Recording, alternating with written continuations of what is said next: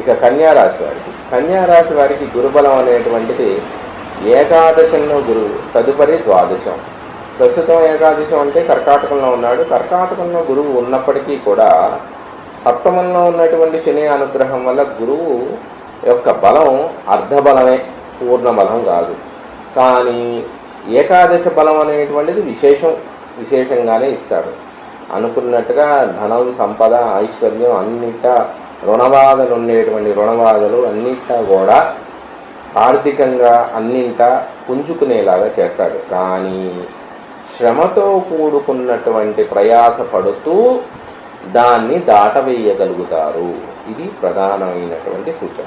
గురువు గారి మీ ఇంట్లో మీనంలో ఉండటం వల్ల సప్తమ స్థానం అనేటువంటి భావన సమాజము, అలానే భార్య లేదా భర్త, వీరి యందు ఎలా ఉంటుంది అంటే మానసికంగా, అంటే కన్యారాశి వారికి ఉంటుంది, భార్యాభర్తల విషయంలో ఏదో ఒక అవస్థను పొందుతూ ఉంటారు. కానీ గురువు యొక్క దృష్టి వల్ల ఆ సమస్య నుంచి శ్రమపడినప్పటికీ విజయం వరిస్తుంది.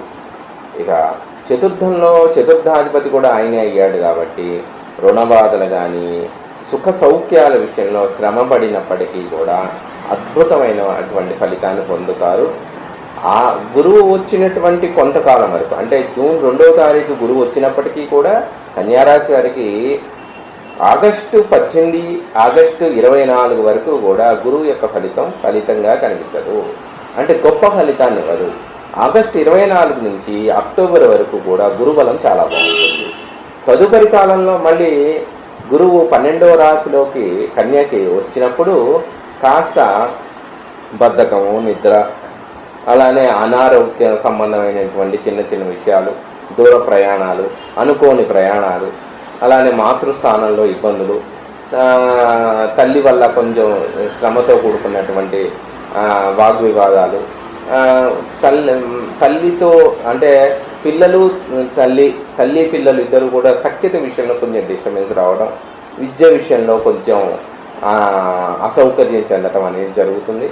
తదుపరి కాలంలో వక్రించిన మళ్ళీ ఏకాదశంలోకి కొంతకాలం వెళ్తాడు కాబట్టి అది కూడా ఆశ్లేష నక్షత్రంలో ఉంటాడు. కాబట్టి ఇక్కడ ఆశ్లేష నక్షత్రంలో ఉన్నంతకాలము బుధుడి యొక్క నక్షత్రంలో ఉండటం వల్ల బుధుడు కన్యారాశికే ఇది కాబట్టి విశేషించి అక్కడ గురుబలం అనేటువంటిది బాగుంటుంది. ఆరోగ్య విషయంలో కాస్త జాగ్రత్తగా ఉండాలి.